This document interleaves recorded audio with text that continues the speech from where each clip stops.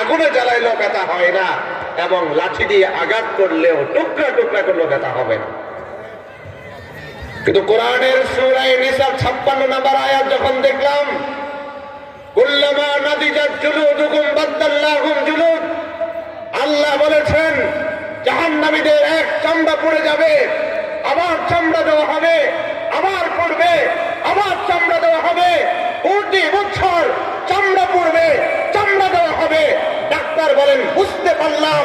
জাহান্নামের আযাব থেকে বাঁচার কোনো সুযোগ আমার নাই, আমি পড়ে নিলাম লা ইলাহা ইল্লাল্লাহ মুহাম্মাদুর রাসূলুল্লাহ। কিন্তু চিকিৎসা বিজ্ঞান নিয়ে যারা গবেষণা করে, তাদের আজকে যারা কোরআন নিয়ে, যারা কোরআনের সামনে সায়েন্সকে বিজ্ঞানকে দাঁড় করাইতে চায়, সূরা রহমান 19 নম্বর আয়াত, মারাজাল বাহরাইনি ইয়ালতাকিয়ান বাইনা